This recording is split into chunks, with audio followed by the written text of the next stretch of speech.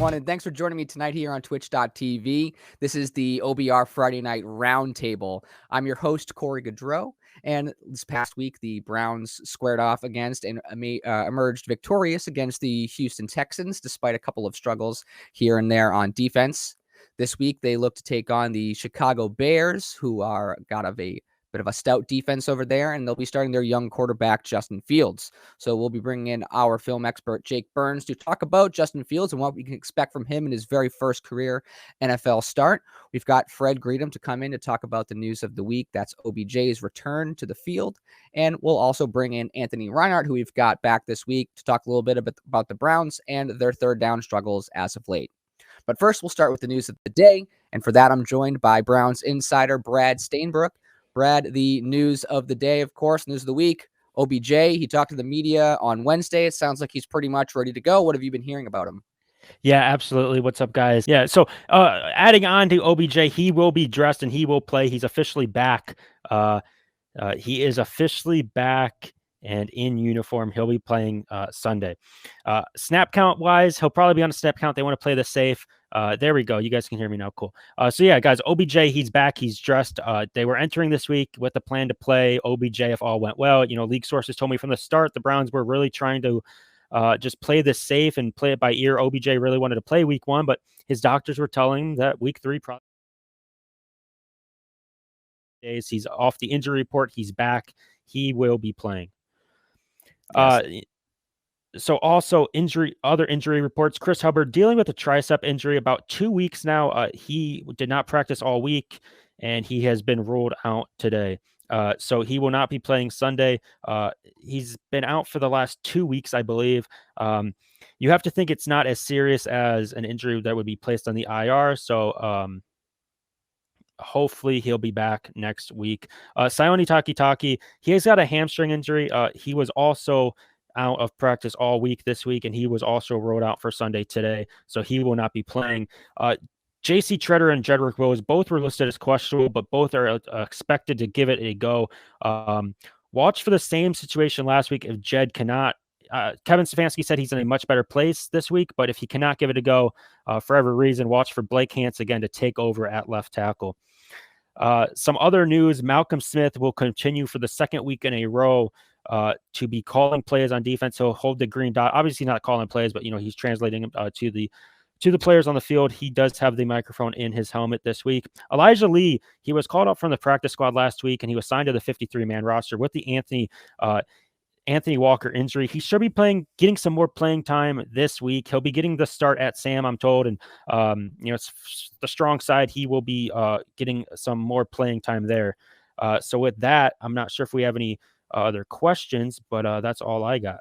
Great. Yeah, thanks for the insight so far, Brad, and thanks everyone for sticking with us so far. A couple of audio issues. I believe we've got them all squared away. It sounds like everyone can hear Brad and I, so hi everyone. You can hear us now again. So if you do have any questions throughout tonight's roundtable, as always, type them into the chat. We'll see them whenever we can to be able to get questions out to Brad and out to the rest of the folks that we do see. But any other news coming out of Bray at all, Brad, before we see if there might be a question or two before we let you go for the night? You know, no news really, but, you know, it's going to be exciting to see Justin Fields make his, you know, starting debut in the NFL Sunday. The Browns are wearing those sick throwback uniforms, so it should be a good game to watch. Watch for the OBR predictions to come out tomorrow morning, and, you know, you can see my game prediction there. Absolutely. Well, thanks, Brad. We really appreciate it, and great job nailing that one on the week 3 prediction for OBJ's debut. So both he and Justin Fields will be debuting or starting for the season here Sunday in Cleveland versus Chicago. So don't see any questions at all, though, Brad. So thanks so much for joining us. Yep, absolutely. Thanks for having me.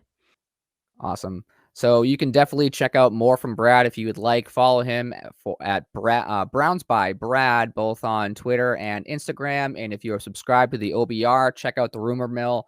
All the stuff by Brad goes there. A lot of great stuff to check out on the OBR. So check that out. Next up, we have our analytics guru, Cody Sook. As we know, Cody unfortunately couldn't make it here with us again tonight, so he took some time to record his thoughts on his analytics breakdown, which you can read at theobr.com. Take a look. Fans, Welcome to week 3 of the OBR Roundtable. For our Lambda segment tonight, we're going to focus on a piece I published yesterday that kind of goes through some key matchups and data and some opportunities, kind of a what to watch for type piece versus the Chicago Bears here in week 3. The first thing I'd like to cover is the lack of wide receiver and running back production in the passing game through the first 2 contests this season. If we look at the data, you can see that it doesn't take an NFL expert to see this, what's going on in the field, is that right now the Browns are the target wide receivers the least in the league at just 33.3% of Baker Mayfield's targets. Correspondingly, they target the tight end group the most in football and target running backs around average at the 15th most in football. Now, this week there are 3 people I'm looking at that I want to see increase that production and to increase targets by getting open and having Baker Mayfield target them in the passing game. The first person is Odell Beckham Jr., who I think we all expect to play this week for the first time since his ACL injury last season. Last season, we saw a little bit of what he can do on the football field in the 7 games he was active. 73.9% of his receptions achieved a first down, and he hauled in 92% of his on-target passes. He additionally had a respectable .055 points earned per route and a 93.3 receiver rating. This week, he has a pretty favorable matchup versus Bears quarterback Kendall Vendor, who has allowed 4 receptions on 6 targets for 2 touchdowns and a 149.3 passer rating when targeted through 2 contests this season. The next person I'm looking at is Kareem Hunt coming out of the backfield. The Browns haven't targeted running backs just about average, as I said earlier, but I want to see that increase via screens or any type of play like that. And Kareem Hunt has the talent. If you look at what he did last season, he was first in receiving touchdowns with 5, second in passer rating when targeted at 124.1, and he was third in missed tackles forced after the reception with 18 among all running backs last year at the position. Let's get him more involved out of the backfield and running on halfback screens, put the ball in his hands in space to make some plays. The last person is probably the player of the game last week outside of maybe Grant Delpit, and that's rookie running back / wide receiver Demetric Felton. I look for his role to grow in the absence of Jarvis Landry, probably playing predominantly out of the slot. Last week he only played 3 offensive snaps, but he had 2 receptions on 2 targets for 51 yards and a touchdown, as well as just a ridiculous 98.7 PFF grade, given a small sample size. But the Browns need to get the ball in his hands so he can use his elusiveness to make plays and put some points on the board. The next matchup I want to look at is Greg Newsome versus Darnell Mooney. Through the first 2 weeks of the 2021 season, it's Darnell Mooney, not Allen Robinson, who's the most targeted player on the Bears offense. He has 11 receptions on 15 targets for 92 yards while running a route on around 96% of his offensive snaps.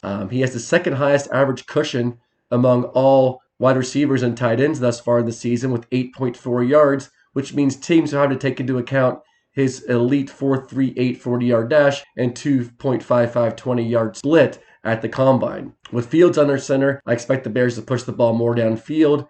Andy Dalton in the first 2 weeks, his average third depth was the lowest in the league at 4.2.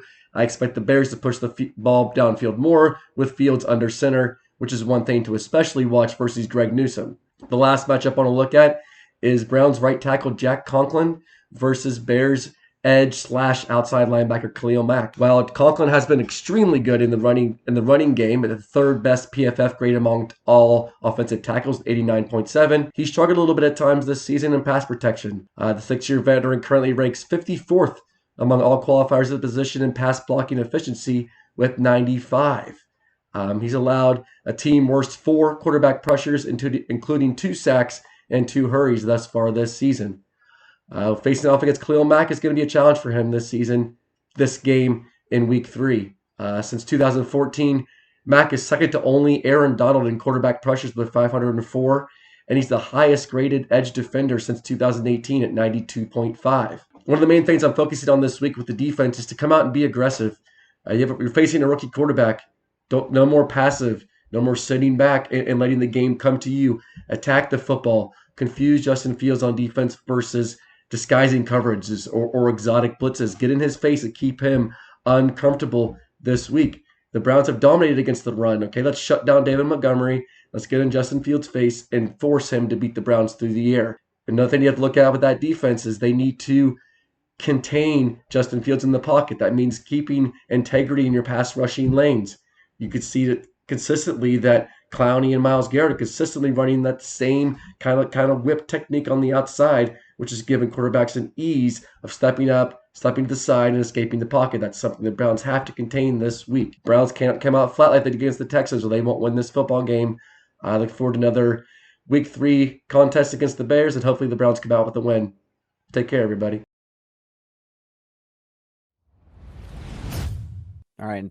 Thanks so much to Cody. Great stuff. And this is actually going to be our last Friday show of the month of September. Taking a look at the date here, our next OBR Friday Night Roundtable next week will be the 1st of October. So this is actually your last chance, at least on the OBR Roundtable here, to take advantage of September. That's 20% off of all subs here on twitch.tv.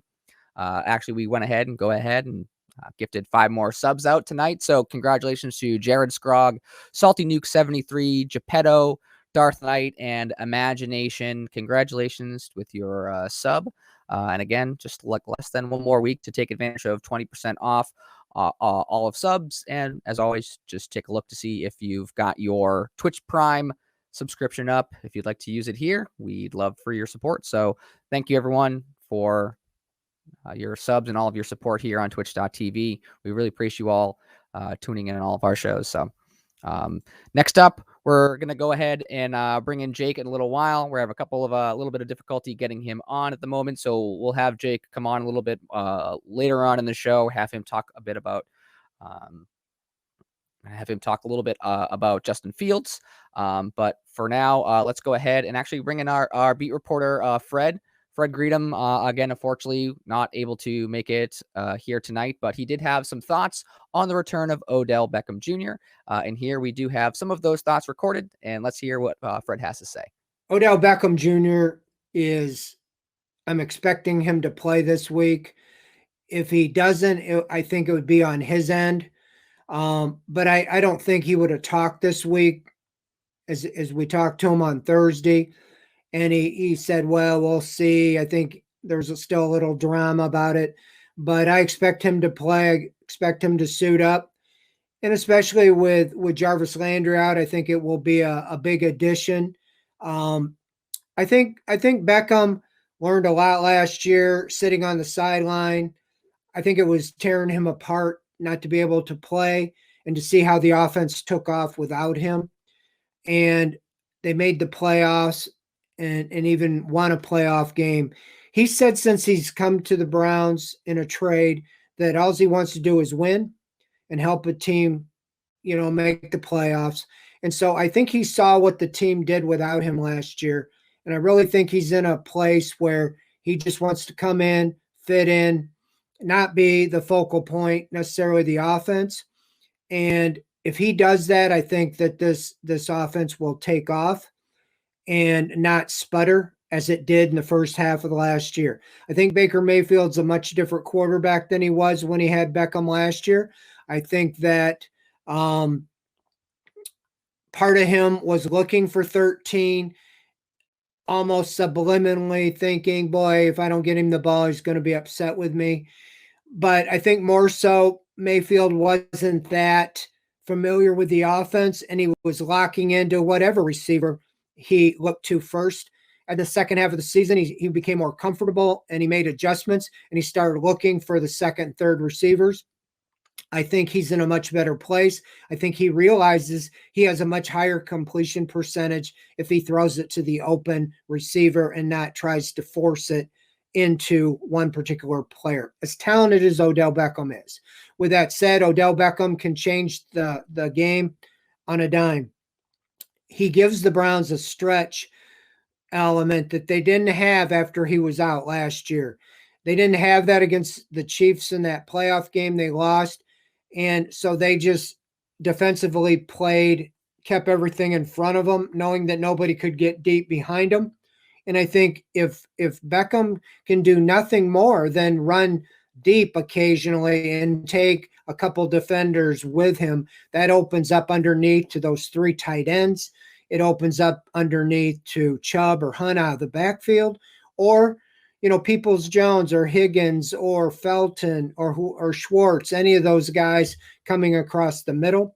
I think also another element is is you got Anthony Schwartz, who has the same type of speed, if not better speed than Beckham, and he can line up opposite him and also do a go route and choose the defense to decide, do we double team Schwartz and Beckham deep, or single coverage on both deep, or how they play it. So I think he just brings all the way around an element to this offense that's been missing.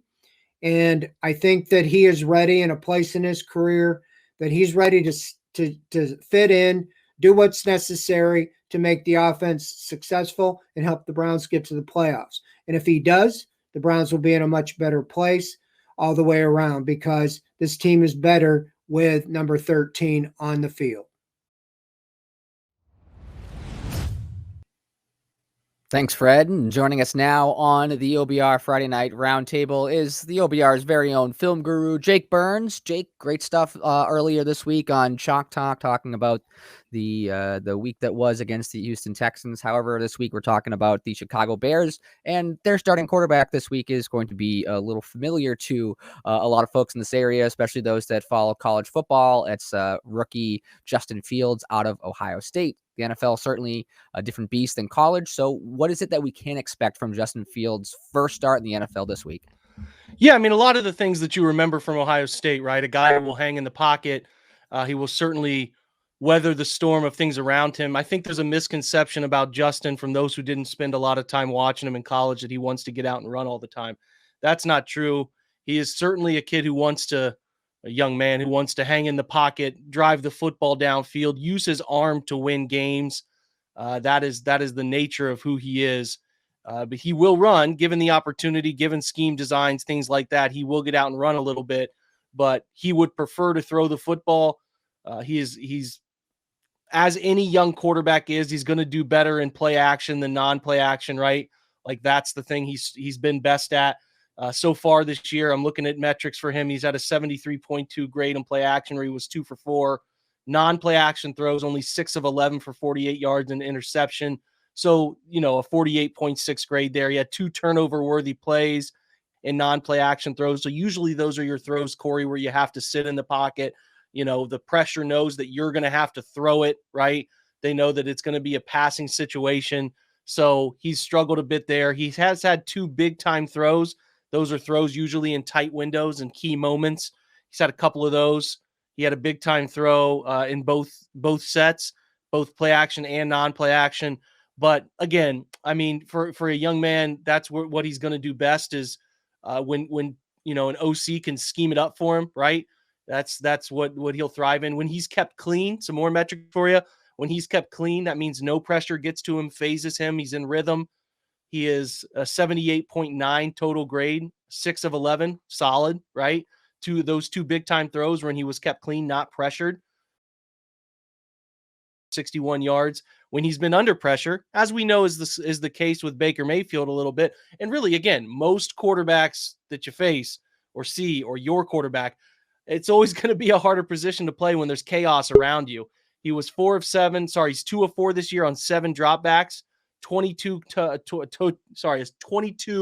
overall grades. Hard to say because you don't see it that low very often, right? 2 of 4 for 9 yards. He had that interception when Cincinnati gave him a deceptive blitz. What they did was they brought 7 guys. Chicago had a shallow right behind the line of scrimmage where they were blitzing, and then they dropped a linebacker at the last second. So that's where the interception happened. A tough play to read, but the perfect kind of blitz you dial up against a young quarterback when he's going to be facing those tough scenarios. He scrambles a lot, right? He's had 4 total scrambles in those dropbacks. That means he's getting out of the pocket, moving, not necessarily running, but moving. And again, those 2 turnover-worthy plays came when he was under pressure. He's doing better when he's not blitzed, which, again, some guys like Baker eat up the blitz. Baker does a great job against it. Fields is better when he's not blitzed, to 65.1 total grade when not blitzed, 4 for 7 for 47 yards. When he's been blitzed, which, again, the Browns only blitzed 5 or more rushers 3 times last week, all happened in the first half. They didn't actually blitz more than 5 guys in the second half. They ran what's called a simulated pressure when they got Grant Delpit home on that sack in the second half. What that means is they simulated bringing 5 or 6 guys, and then they only ended up bringing somebody from depth. They took both defensive ends and dropped him out. Grant Delpit came off the edge. The right tackle took his eyes, went inside, Grant came clean off the edge. So the Browns are either going to have to uptick the blitzing, because when you blitz Fields so far this year, a 43.7 grade, he's had his 2 turnover worthy throws or when he's been blitzed, which correlate to the when pressured metrics that we were just talking about. He's only thrown 4 of 8 for 23 yards when pressured. So you can take it's not a very big sample size, right? It's really not a big sample size at all. But with Justin, it's clearly going to be at this point. It's his first start. He's only played and dropped back as a quarterback in the NFL 21 times, right? He hasn't done a lot of this stuff. So how are you going to confuse this young quarterback? The thing we've all been complaining about from the perspective of what the Browns have to do is they're not changing the picture pre-snap to post-snap and confusing quarterbacks. It's the huge thing, right? And if they're not changing the picture pre to post-snap and they leave it very clear, very cut and dry, you're definitely going to have quarterbacks who feel comfortable and get in a rhythm, can get out and move.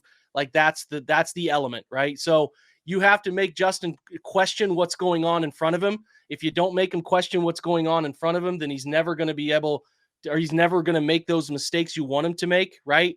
You have to take a look that looks like man-to-man pre-snap, and then post-snap you're moving into some sort of coverage that is zone, right? Or going from a zone look to man, taking 2 safeties, rolling one of them down, bringing both safeties down, and then taking them back out in coverage. The Browns have been the least deceptive team in the NFL coverage-wise, so they have to amp that stuff up, because again, if you allow a kid like Justin, who's extremely talented, to feel comfortable in what he's seeing happening in front of him from the defense, and he can start to get in a rhythm and predict it, he's going to become dangerous. So that's what they cannot let happen. He has run the ball last week when he played a significant number of snaps, 22 snaps. He had 31 rushing yards on 6 attempts. He did fumble once, but he did make 2 missed tackles happen, and his 29 scramble yards, and his scramble on 3rd down is what closed the door on the Bengals last week.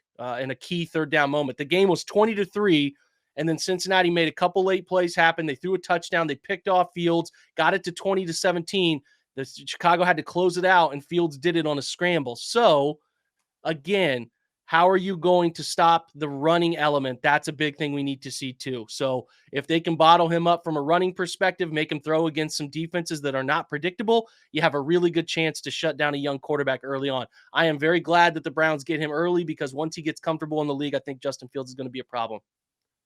Yeah, absolutely. Good to get him on his first start rather than later on in the season once he's gotten a few more reps under his belt. Like you said, only those, handful or so dropbacks so far in the NFL. So we've got a couple of questions that have come in through so far in the chat. So thanks everyone for tuning in so far tonight. And for any of your questions, feel free to keep them coming in. This first one comes from Relamar. He said that he saw that Denebo had been called up from the practice squad. Do you expect him to be active this week? How many snaps, if any, are you expecting him to play? They didn't take anybody from the D-line rotation out as far as I know. I mean, maybe 10 snaps, maybe 15, depends on how long Chicago's on the field, right? Like if they're going to keep them off the field, then the snap count's going to be lower. So if you play 55 defensive snaps, you might play 6 or 7. If they play 65 defensive snaps, because maybe they're out in front of Chicago early and Chicago's forced to throw a ton and they just nickel and dime throw, then maybe you see 10, 15 snaps. But I'm not expecting him to have a ton of snaps unless the most unfortunate outcome is somebody gets hurt. We don't want that to happen. So from like the metric of he's the first time up on the active roster, like this 7-ish snap range is probably right. Maybe gets up to 12, something like that. Absolutely.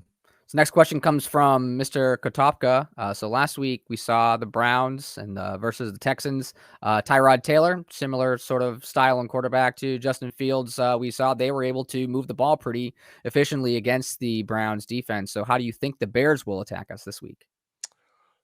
Well, yeah, that's a good question. So they tend to do a lot of deep over crossing routes is what they like to do, because Justin hangs in the pocket, and really that's what their offense is built on, is trying to stress defense. This is generally everybody everywhere right now. Corey's trying to stress defenses horizontally, whether that's near the line of scrimmage or whether it's deep. That's what they're trying to do. I would not be surprised if this week, based on how the Browns have played, they come into this game with a get rid of the football quick formula for their young quarterback. I think that you would see a lot of spacing routes, a lot of stick routes, a lot of comeback routes, stick routes in terms of like 12 back to 10 or curl routes, things like that. So those are things that I could definitely see. The short game approach with giving your quarterback half field reads, read 1 to read route 2. And if it's not open, use your legs and take advantage of your God-given ability. So I don't think you're going to see a lot of deep drops. I don't think you're going to see a lot of deep play action. I think you're going to see them getting rid of the football quick is my best guess. So with the Browns having a couple of linebackers out this week, a question from D Whalen 972. Do you think we'll see more nickel and dime of that, or more nickel and dime because of that, because of a few of the injuries to the linebacking core? Right. I think they should be doing that regardless of the linebacker situation with health, but because I think Ronnie Harrison and Grant Delpit are good football players that are interchangeable. And I think I continue to say this on my podcast. I've said it on the shows this week. John Johnson was brought here not to play deep safety like that. If you go back and watch what John Johnson was really good at with the Rams, he was best at being a box player, a guy who can play in the slot, a guy who can play off the edge, a guy who can be a strong safety to creep down and run support. That's what he was best at. He had plenty of snaps at free safety. Like, he did it every now and again, but it was not the bulk of his snaps. Like, he could play split safety, 2 deep safeties. He did that with the Rams, but playing single high safety, again, he did. That's just not the strength of his game. And I don't want him to be doing that all the time, because he's an emotional energy player. And if he's stuck 15 yards from the ball every single snap, you lose some of the important parts of who he is as a player. So to me, I would love to see Grant Delpit get more of those deep snaps and give him the opportunity to play back there with Ronnie and split when they go single high, like put Grant at the center field position and let John Johnson do what he's best at, come up and play run support, go cover tight ends. I just think they're using him incorrectly. They spent good money on this guy. You didn't spend good money to stick him 15 yards from the football every play and say, good luck. Like, that's not, he can do it. He's fine at it, but that's not what he's best at. And I think it's a real malpractice so far of his skill set. So I'm not giving up on John Johnson. And he's graded poorly because I think they're not using him right. They're not giving him the opportunities to do what he's done well, dating back to his days with the Rams. So I want to see that. And before I say it was the bad signing, before I say they wasted their money, before I say things are unpredictable with free agency and players moving, like, I need to see him used right. That's when if he's still struggling when they use him the way that he thrived with the Rams, then I'll start to cave on, man, this isn't working out. But I just would like to see him used differently, because he's such an emotional dude. And if he has one tackle a game, what good does that do? Like, he thrives on making plays on the football. Let him do that. And you actually answered a little bit of a question from chat. They're seeing if we were going to see a little bit more from Grant Delpit this week. So it seems like that may be the case. But kind of a follow-up question here from K Primer. If Delpit and Harrison are interchangeable, do you think maybe Delpit was drafted a little bit too high, possibly? I don't think they're interchangeable. I think Grant plays deep coverage way better than Ronnie plays deep coverage, and I think that's far more valuable. You're not going to have Ronnie Harrison playing center field. That's not his MO. He's a closer to the line player. They've been using him as a box linebacker, so I don't think those are the same skill sets. I think Grant has a pretty valuable skill set into the fact that he can play split high and single high center field coverage.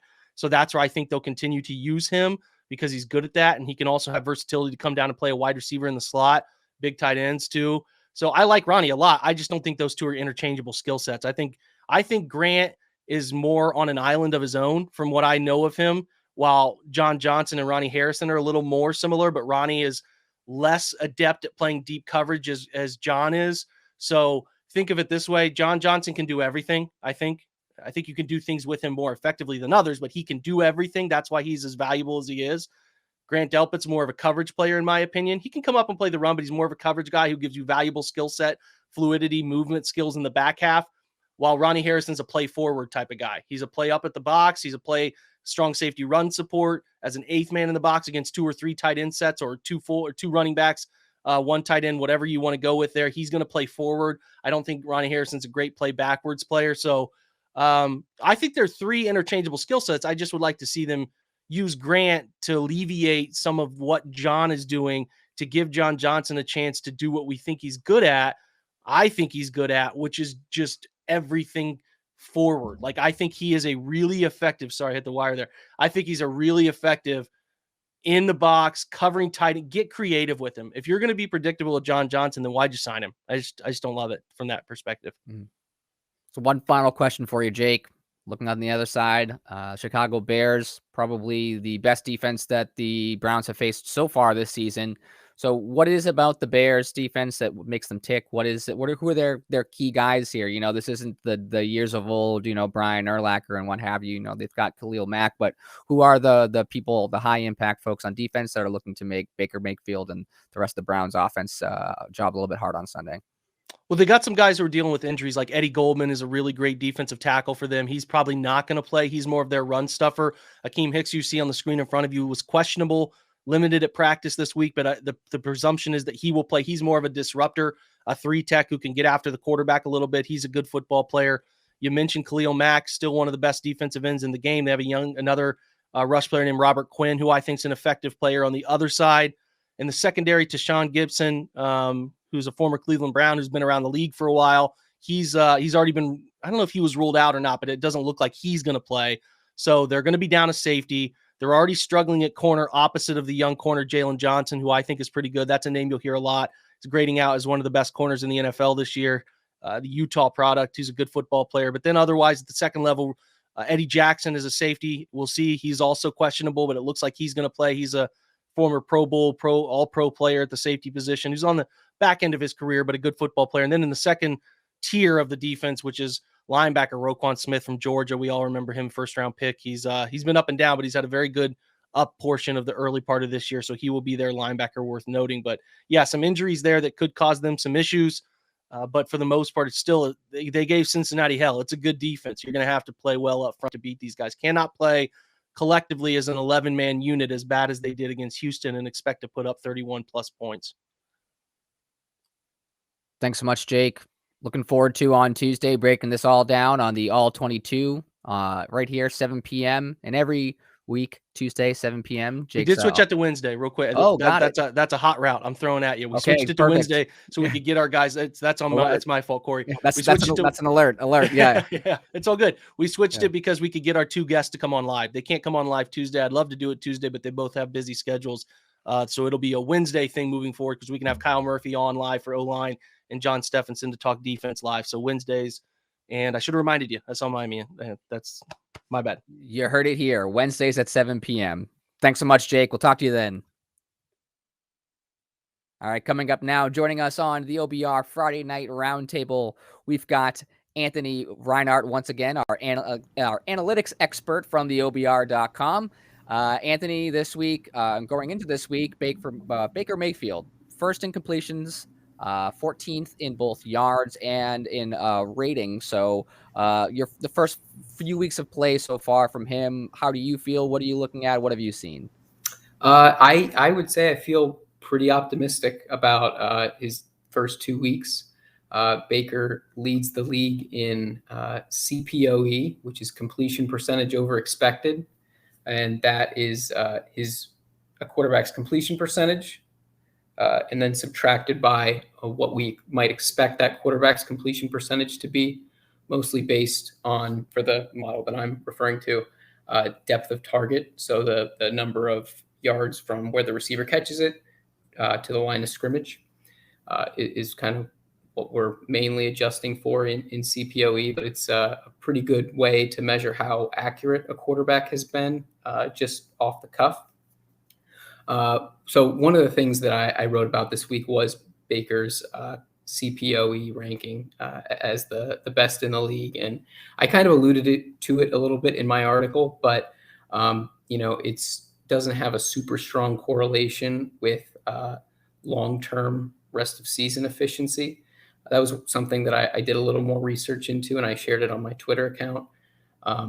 Basically, the finding was that, until we reach week 4, in terms of a lot of the popular efficiency metrics like expected points added per play and even PFF grades for quarterbacks, at least, was the only thing that I looked into so far. We expect those to stabilize around week 4. CPOE isn't a great predictor of expected points added per play, but obviously being able to complete passes is good. And, all the things being equal, that's going to be a harbinger of good things to come. But something I have been thinking a lot about this week, because it is kind of the season of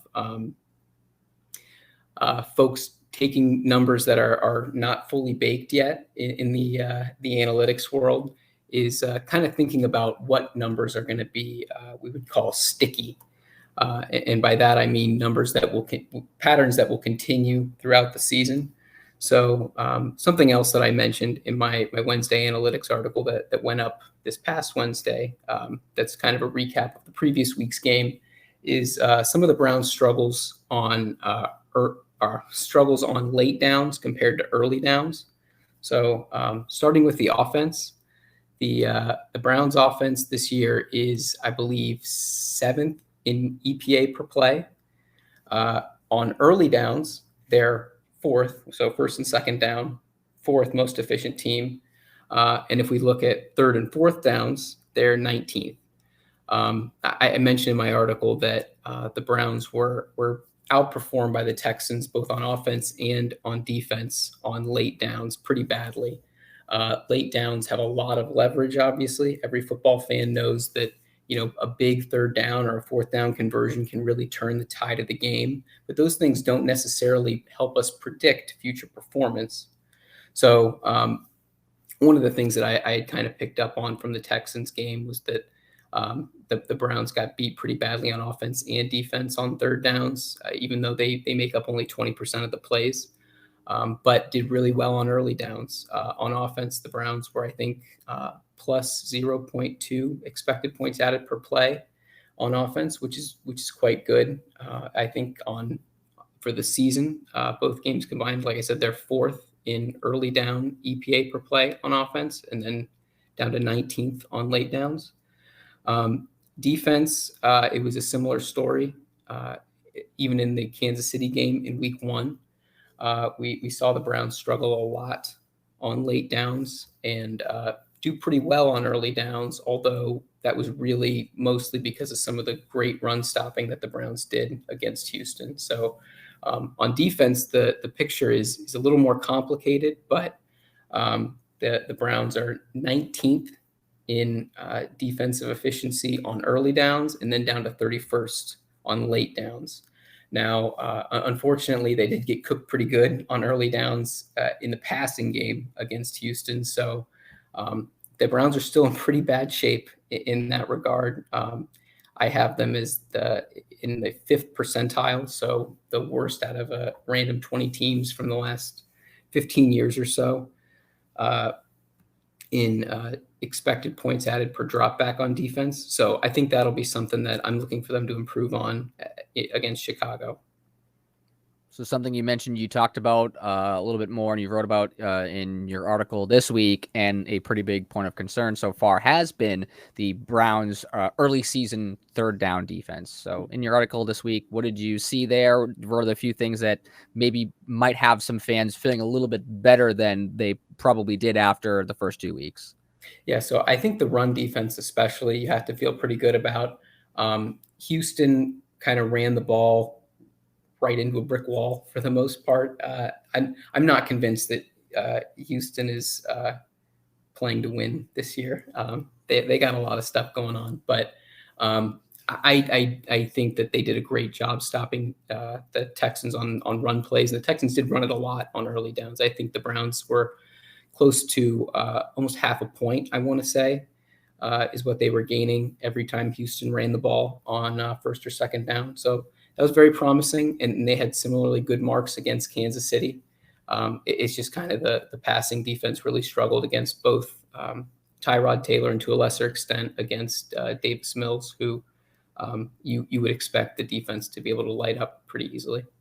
Yeah, I think you and I, Anthony, were probably maybe two or so names down the list after David to be able to start that game. So we'll, sit tight. You never know what happens. Injury situation with the Texans down there. So just keep your throwing arm warmed up there. There may be a competition between the two of us. Hashtag QB controversy. So, hey, Anthony, thanks so much for joining us. Great article this week on the OBR.com. Check it out for this week and every week from Anthony on the OBR.com. Awesome analytics article. Thanks again for joining us.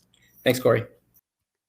And we always like to finish our show here by bringing in El Capitan, the head honcho. We've got Barry McBride, the publisher of the OBR, to bring us around the rest of the AFC North. So, Barry, bad news out of the way first, and that's the Ravens avoiding the 0-2 start, and much like everyone else in the AFC, have started off 1-1.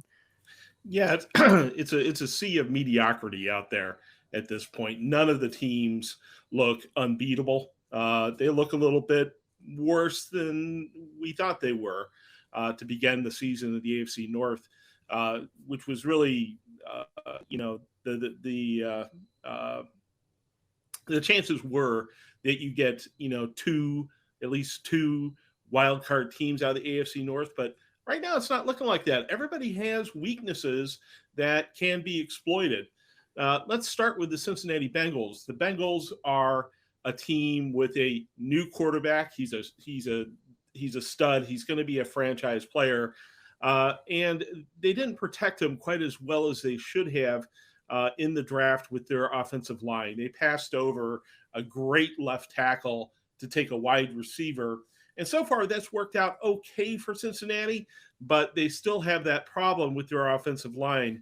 If you take a look at the stats last week, Joe Burrow, the quarterback, was 19 of 30 for 207 yards, and he was picked off 3 times. Roquan Smith ran one of those back for a touchdown and helped the Chicago Bears beat the Bengals 20-7. In addition, Joe Mixon, their runner who had done so well in game 1, was pretty unimpressive with 20 carries for 69 yards. So nothing that's really came out of the box score is all that impressive for the Bengals. It's more like, the Bengals are being the Bengals again this year. But they do have some hope for the future in their franchise quarterback. And if they make some smart moves, they can get in contention here in a year or two. They're just not there right yet. Yes, definitely a bit more of being pulled back down to earth last week with a little bit of that performance, like you said, a little bit more some struggles than the first week where Joe looked pretty spectacular. So, yes, he did. Talking over on the other side, talking about Pittsburgh, their first week, they looked great against Buffalo. We were a little surprised. We talked about that on our roundtable last week. However, they took on the Raiders this past week, and they looked a little bit more kind of like we thought they were going to look. So talk to me about that game, Barry. Well, I've been down on the Pittsburgh Steelers all offseason. I didn't think Roethlisberger was going to enjoy his return to the league behind a makeshift offensive line. And the Raiders pretty much handled, the passing game that way by putting pressure on Roethlisberger. But his biggest problem right now is he doesn't have much of a running game behind him. Najee Harris is not setting the league on fire. He's got a ton of potential. He's got the right size for a running back. But so far, not a lot of luck. Now, their good fortune this week is that they play the Cincinnati Bengals, right? So it's really a matchup of, crappy offensive lines between these two teams. I feel that the Steelers defense is more prepared to take advantage of the Bengals' crappy offensive line than the Bengals are the Steelers. But if you want to know what's going to happen in the game, watch the middle of those offensive lines as each team has the ball and see what sort of pressure they're getting from the interior of the competing defensive line. We're going to find out now if the Bengals run defense is for real. They've had some success with holding David Montgomery and Dalvin Cook to about 60 yards or so rushing. So they look like they could do that again to Najee Harris. And we'll find out whether or not the Bengals line is real. They rebuilt that with Larry Ogunjobi and some others over the course of this last year. The Steelers, I don't think it's going to go well for them this year. I do think that they're going to beat the Bengals, however, next Sunday. Let's talk about the Baltimore Ravens, which you mentioned, beating the Kansas City Chiefs in a primetime game. I tend to look to see if a team like the Ravens is going to have a little fallback after an emotional, exciting win like they had against the Kansas City Chiefs. So much of their offense goes through Lamar Jackson, that if Lamar Jackson is slowed down or hurt or whatever, the offense for the Ravens grinds to a halt. Last week against the Chiefs, Jackson was 18 of 26 with 239 yards passing, but he also passed for 2 interceptions. So there were issues with his game. He was also the leading rusher at 16 carries for 107 yards. Someone named Tyson Williams got 77 yards as well. But obviously, everybody knows that the Ravens have gone through running back like most people go through socks, right? I mean, they're on their fifth running back or however many so far. And right now, the Ravens are 8.5-point favorites over the Detroit Lions that they're facing. That sounds about right to me. The Lions have a very weak wide receiver core, and I don't think that they can keep up with the Ravens.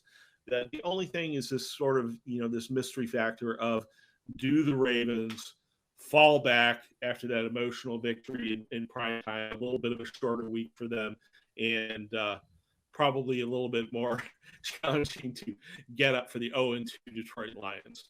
So I expect the Ravens to win, but wouldn't be shocked if there was a little bit of a surprise at how close that game is. Yes, there's definitely going to be an interesting locker room conversation if one week you beat the Chiefs and the following week you go and you lose to the Lions. So I think most Raven fans probably expecting a win this week, but certainly we've seen crazier things happen. Well, if things go the way I expect them to, we're going to come out of this week with 3 teams at 2-1 in the AFC North, and then the Bengals trailing at 1-2. So a sense of normalcy gets returned to the world if the Bengals are sitting there in last place, and the earth and the universe come back into proper alignment. Yes. But I think it's going to be 3 teams at 2-1, and then the Bengals following up at 1-2, and then the race really starts to get on. Yep. The AFC is definitely off to the races. Very, very close race to the start, pretty much all over the conference. So great start to the NFL season so far. Browns looking to make it to be 2-1 this weekend against Chicago. So for tomorrow, we've got Steven's draft show starting at 11 a.m. for any of you folks interested, possibly checking out some potential draft prospects coming forward, who to take a look at in these college games. Who are some of these people that you could potentially keep your eye on early that could be coming out later, potentially some nice draft picks coming up in the 2022 NFL draft. That is tomorrow morning, 11 a.m. Same place, twitch.tv/the OBR_Browns. I think that's the first time I've gotten underscore right the first time. So third time's the charm this week. And Barry, we've also got our pregame show on Sunday as well, leading up to the Bears game. Yeah, we'll do pregame and postgame from Old River Tap and Social, which is where I've been hanging out these last couple of weeks. I will be hanging out there all day on Sunday again until our post game is done. So if you're out there and you don't know where you're going to watch the game on Sunday, and you like hanging out with an older gentleman who rambles a lot, then come on out to Old River Tap and Social. I promise to ramble and be incoherent throughout the entire pregame show as usual. You looked like you had a great spot there. You were nice and comfortable. You had your hat. You were ready to go for the game afterwards too. Feel good after the win. Get another drink or two before you head and look forward to the rest of the week. That will be so. Absolutely. Barry, thanks so much to you, and thanks to everyone else who joined us tonight on the Friday night roundtable. Thanks to Brad. Thanks to Jake. Thanks to Anthony, Cody, Barry there as well, and Fred Greedham. And thanks to all you fine folks for tuning in tonight on a Friday. Catch you tomorrow for the Saturday morning draft show and Sunday for the pregame. Go Browns, take down the Bears on Sunday. See you next time.